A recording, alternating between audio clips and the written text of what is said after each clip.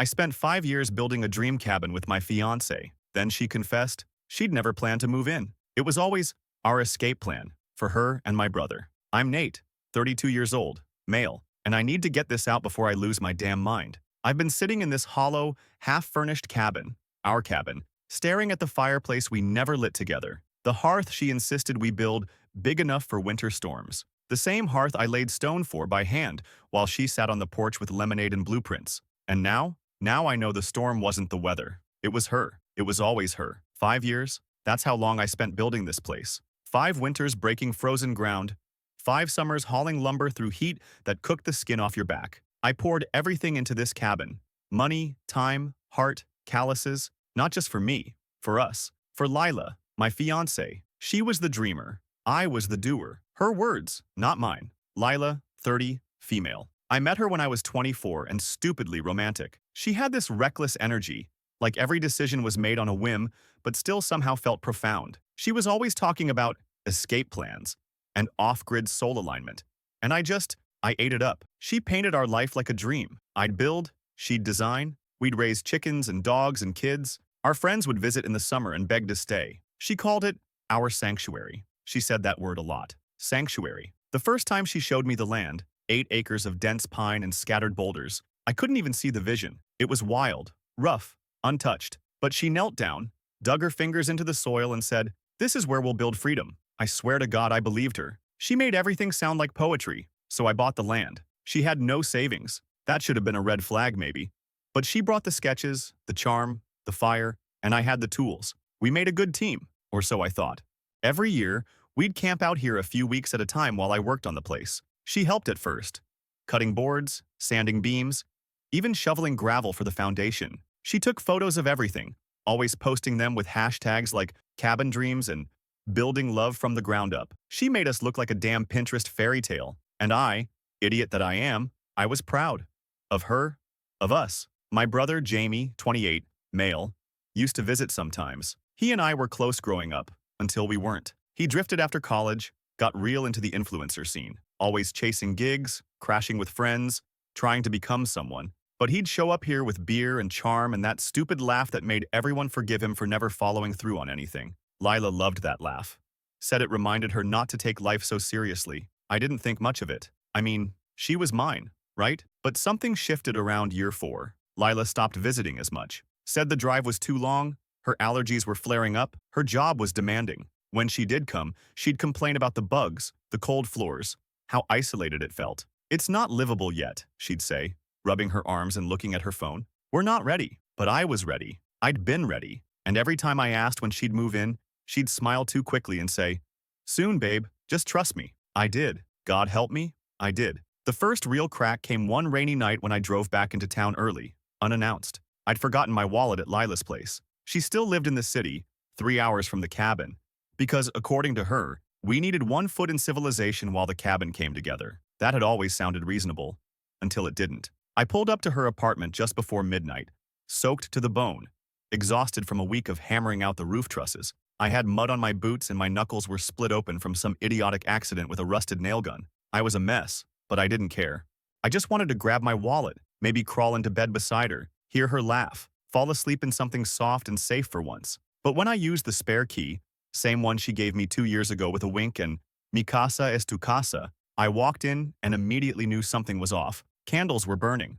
Not the ones I liked, hers, the lavender ones in little gold tins she said she was saving for special nights. The air was thick with perfume and laughter. A male voice. Soft, familiar, too familiar. I froze. Jamie. His jacket was on the back of the chair. His boots, worn leather, size 11, the same ones he'd worn to the cabin last spring, were drying by the radiator. I stood in that doorway, wallet still forgotten, my heart pounding like it wanted out of my chest. I didn't barge in. I didn't scream. I backed out slowly, like I was escaping a crime scene. Because in a way, I was. She called me the next morning. Casual, warm. "Hey babe, missed you.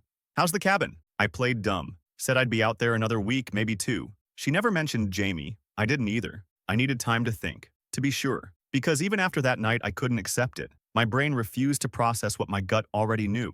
Over the next few weeks, the calls came less often. The cabin updates I used to send, progress pics, paint samples, video walkthroughs, went unanswered. She stopped liking my posts. My brother ghosted me completely, and I kept building. I don't even know why. Maybe I thought finishing it would somehow bring her back, or prove something, or maybe I just didn't know what else to do.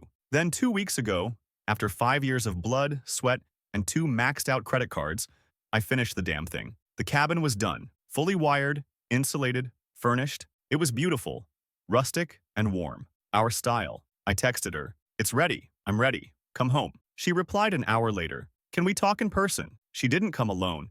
I opened the cabin door and there she was, standing on the new porch I built with reclaimed wood and half a spine left, and next to her, hands in his pockets, fake remorse painted across his face, was Jamie, my brother, my best man. She didn't even cry. She sat down first, not inside, on the porch swing, the one she begged me to hang from the old cedar beam because it'll be our spot to watch storms roll in. I almost tore it off the hinges when I saw her lower herself onto it like she owned the place. Jamie lingered near the door, awkward, like he wanted to be anywhere else. Good. I hoped every second burned. I didn't sit, just leaned against the door frame, arms crossed, waiting for the fire to start. Lila opened with a sigh like she was the one hurting. "Nate, please don't make this harder than it is." I didn't say a word, just stared. "I never wanted to hurt you," she said. "This was never supposed to happen like this." "You mean with him?" I nodded toward Jamie. Her lips tightened. "It's more complicated than that." I laughed. "Just once, low and bitter. It usually is when it involves betrayal and backstabbing."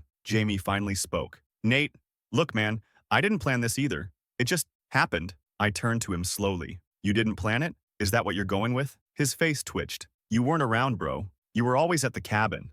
Always working. You left her alone." That was when something inside me cracked. "I left her alone," I repeated, stepping toward him. "So I could build this. For her. For us. You knew that. You both knew that." Lila stood quickly like she thought I might hit him, as if I'd waste the swing on either of them. She tried to touch my arm, and I stepped back like her skin was acid. "Don't," I warned. "Don't touch anything in this house again.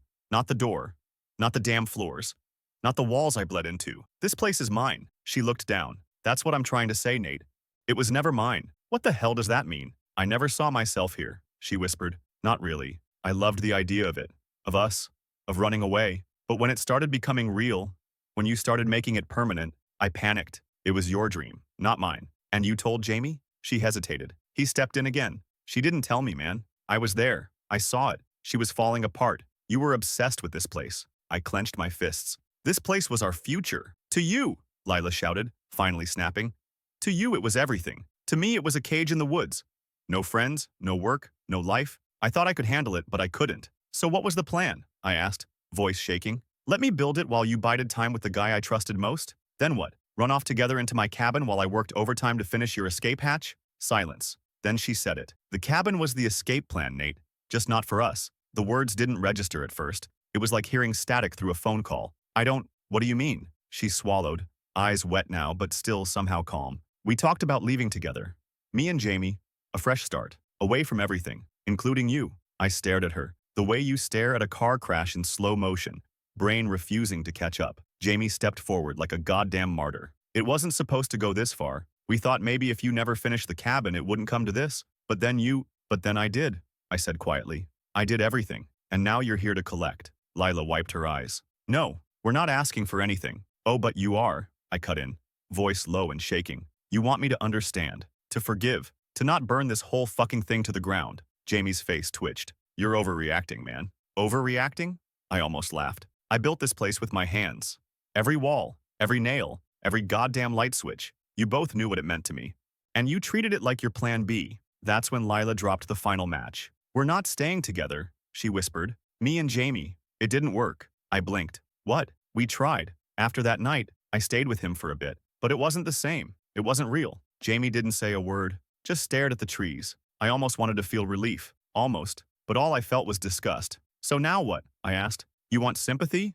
A second chance?" "No," she said too quickly. "I just thought you deserved the truth." I stepped back into the cabin, let the screen door creak and slam behind me. I didn't want to hear another word. Not from her. Not from him. Inside, the air smelled like sawdust and betrayal. I walked through the rooms slowly, touching the countertops, the beams, the ladder to the loft. I thought about the wedding ring tucked into my sock drawer, the photos we took last fall, smiling in flannel, her hands around a coffee mug like we were a catalog couple. I stood in the center of the main room, the one I'd imagined hosting Thanksgiving dinners in, maybe Christmas morning someday, and I broke, not out loud, not dramatically, just quietly shattered. Because it wasn't just her, or Jamie. It was the way I'd let myself believe in something so fragile, the way I'd ignored the signs, the busy weekends, the sudden distance, the half-hearted interest in the project that used to be her everything. They'd both used me. And now, like cowards, they were trying to shed the guilt by handing it back with a bow of honesty. So I did what any man does when he's been handed a grenade wrapped in apologies.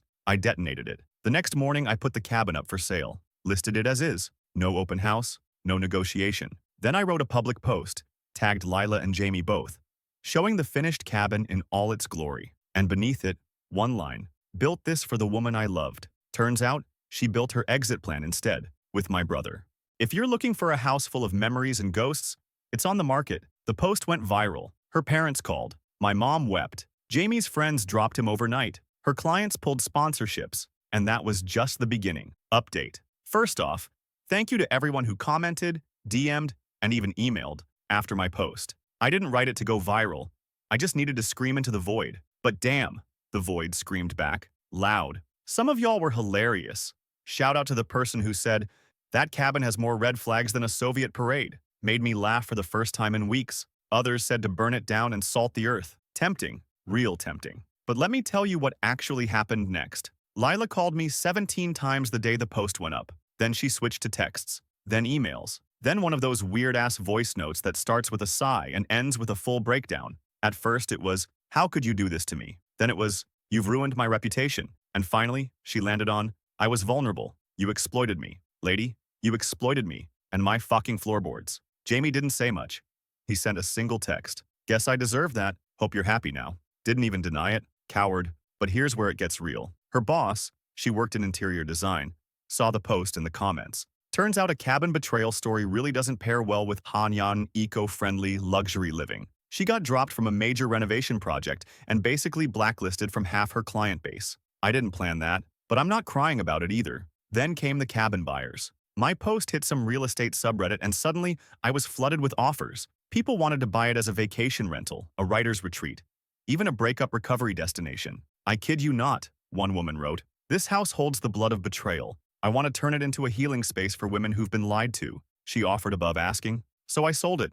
Full cash offer, no inspections. It closed yesterday. And the best part? The buyer asked if she could rename the property. She's calling it the Reclamation Cabin. You can't make this stuff up. Now I'm back in town, renting a place short-term while I figure out what's next. But here's the kicker. 3 nights ago, I got a knock at my door. Lila, crying, real tears this time. Said she had nowhere else to go. Said Jamie ditched her after the post blew up. Said her lease was ending and she needed a fresh start. I looked her dead in the eye and said, "You already used your escape plan." Then I shut the door. She came back again the next night. This time she brought a handwritten letter, 4 pages. Thick paper, dramatic cursive, a smear on the corner like maybe she'd dabbed a tear for effect. I didn't even read it. Just dropped it into the wood stove I kept for emergencies. Because here's the thing. I'd been too quiet for too long. Let people walk all over me. Manipulate my silence into consent. But now I wasn't just done. I was building something new. And this time the blueprint didn't include anyone who lied with a straight face while planning their exit. And I'd already started. You see, about 2 weeks before Lila's truth bomb, I'd emailed a documentary YouTuber I'd followed for years. Dude travels the country filming off-grid builds, tiny homes, reclaimed structures. I'd sent him photos of the cabin, not thinking much would come of it. Well, he finally responded. Not only did he love the cabin, he wanted to feature it. Said it was like heartbreak carved into wood. After the viral post, I updated him. Told him what went down. His exact reply? "Even better. That's a hell of a story arc. Let's film it. I'll be there next week." So we filmed. Not just the cabin, my story. The betrayal, the process, the symbolism in the architecture. He panned over the fireplace she never touched, the closet with the wedding dress bag still hanging, tags on, the swing. Oh, the fucking swing. And he asked me, straight up, "What would you say to her now?" So I looked into the camera and said, "I built a home for someone who only ever wanted a getaway car, but I'm still here. I'm not running." It went live 3 days ago, and it exploded. Not cabin viral, internet viral, tens of thousands of comments. People reposting it on breakup forums, construction subreddits, even relationship YouTube channels with titles like, "He built her dream, she ran, but he turned it into this." Lila's friends turned on her almost overnight. Jamie deleted his socials, but the real icing? Her parents reached out. Now, they were always polite to me, cold but polite. But after the video, her dad called me and said, "Nate, we're so sorry. We had no idea." Turns out they'd put a deposit down on a honeymoon for us, which they obviously canceled after the fallout. And guess what? They asked if I wanted the trip instead. Said I'd earned it. So yeah, I'm going to Patagonia next month. Solo. Booked the ticket yesterday. Upgraded the seat. Why not? I'm done building things for people who only show up when the doors are already open and the fire's lit. From now on, I build for me. But I'm not quite done, because there's one more layer to this. And trust me, it's personal. Lila went quiet for a week after the video dropped. I thought maybe she'd finally crawled under whatever rock Jamie was hiding beneath. Nope. One morning, I woke up to a notification flood on my phone. Texts, tags, even an email from a mutual friend. She'd posted a TikTok. Full tears. Dramatic background music. Caption: I lost everything because I couldn't tell the truth in time. Please stop sending hate. I never meant to hurt anyone. But that wasn't the worst part. She filmed it from inside the cabin. My cabin. The reclamation cabin. She must have driven out before the buyer had moved in and let herself in with the spare key I forgot to remove from the porch stone. She filmed herself walking through the rooms, crying softly, touching walls she'd once said felt like a prison. She even sat on the damn swing again. That video got a few 100,000 views in 2 days. A wave of sympathy comments started showing up. You can see the pain in her eyes. He could have given her a chance to explain. Maybe he was emotionally unavailable. We don't know his side. Don't know my side. It was in every nail, every screw, every floorboard warped by 5 summers of sweat and hope. But social media doesn't care. All it takes is one good cry with sad piano music and suddenly, people forget she gutted me with a smile. The buyer, bless her, called me raging. She broke into my home, Nate. That was a full trespass. I'm calling the sheriff. But I told her to wait, because I had an idea. A very specific, very satisfying idea. We worked it out together. 3 days later, Lila got a knock on her door. It wasn't the police. It was a process server. Cease and desist. Digital copyright violation. Defamation. Emotional distress. And my personal favorite, unauthorized monetization of private property footage. See, what Lila didn't realize is that when she filmed her TikTok inside the cabin, she wasn't just trespassing. She was filming inside a property that had already been sold and using it to generate sympathy donations through her Linktree. Yep, she added a PayPal. The new owner had already registered the cabin under a business entity. That made Lila's content commercial use without permission, and that meant she wasn't just wrong. She was legally wrong. Her next video? A shaky, furious clip from her car. I'm being harassed with legal threats over a place I helped create. They're trying to silence me. This is abuse. Except this time, the comments weren't so kind. People had started to dig. They found my video, the receipts, the old Instagram photos. Her tagged Pinterest boards showing the dream home she was designing with her fiancé. One of the top comments? You didn't build that cabin. You built a lie. And you're mad someone finally called it what it is. Update 2. It's been a few weeks since the cease and desist dropped and everything went nuclear. Lila deleted all her socials. Gone. TikTok, Instagram, even her Etsy store where she sold mood boards and cabin core digital prints. Ironic, huh? Apparently trying to monetize your heartbreak doesn't work so well when people realize you caused it. Jamie, he moved. Left the city entirely, according to a mutual friend. Word is he went back to stay with some cousin in Arizona. No goodbyes. No apologies. Not that I wanted one. And me? I'm sitting on the edge of a cliff in Patagonia, feet dangling over a valley that looks fake, like someone green-screened paradise. The wind is sharp, clean. There's no cell signal up here, just the sound of air moving past rock, and my own thoughts, finally quiet. The woman who bought the cabin? She turned it into something incredible, a retreat for women leaving emotionally abusive relationships. She invited me to the soft opening, but I declined. I told her that chapter's closed. Let the cabin live new stories now. But before I left, I stopped by one last time. I brought a small wooden box. Inside was the wedding ring I never gave her, a photo of me standing in front of the finished cabin, back when I still believed, and a letter, short, direct. This was never about walls and windows. It was about trust. You built an escape plan with my brother while I built you a home. You don't get to rewrite that story. Not here, not anymore. I buried it beneath the porch swing, not out of sentiment, out of closure. Because that swing, that symbol of all her pretty lies, the new owner took it down. Said it didn't fit the new purpose of the space. Damn right it didn't. So yeah, this is the end of the road. No plot twist. No last-minute reconciliation. Just me, a backpack, a view that steals your breath, and a heart that finally feels like it's beating for me again. If you've read this far, thank you. And if you're out there building something for someone else, just make sure they're not secretly drawing a map to run the other direction with your brother. Lesson learned. Nate. I didn't plan on seeing her again. After Patagonia, I stayed off-grid for a while. Montana, then Wyoming. Rebuilt fences for a rancher who didn't ask questions. Cleaned cabins up in the Rockies for a couple who paid in cash and fed me like family. I slept under stars more nights than I can count, and I stopped checking my phone like it was a lifeline. But when I finally came back into town, it was like stepping into the aftermath of a wildfire. Quiet, ashy, changed. That's when I saw her. At the farmer's market, of all places. Lila. Hair shorter, sunglasses too big for her face, like she was hiding behind a new identity. But I knew that walk. That nervous flick of her fingers when she thought no one was watching. She didn't see me, at first. But then our eyes met across a stand of overpriced peaches, and I swear the world stopped for half a second. She froze. I didn't. I picked up a peach, paid the vendor, and kept walking. But 20 minutes later, she found me. Cornered me between a honey booth and a food truck selling goat cheese tacos. "Nate," she said, breathless. "Please. Just 1 minute." I turned. She looked older. Not in a bad way, just worn, like life had finally taken a swing at her for once. "I don't want anything," she said quickly. "I just wanted you to know. I saw what you did with the cabin. What you said. And I deserved all of it. Every second." I said nothing. She swallowed. "I lost everything. My job, my friends. Jamie's gone. My family barely talks to me now. But I know I did this. I know I wrecked something good. Still nothing from me. I hope you're okay," she finished. "That you found peace." I looked at her for a long time. And then I smiled. Just a little. "I found something better," I said. "I found freedom." And then I walked away. She didn't follow. She didn't cry. She just stood there, holding a paper bag of fruit in the middle of a place she used to belong. I didn't look back. Because here's the truth nobody tells you. Closure isn't a conversation. It's a choice. The epilogue isn't loud. It's not revenge porn or some triumphant mic drop. It's quieter than that. Simpler. But it matters more. It starts with the land. I bought new property. 6 acres, dense with pine and ash. Not as remote this time.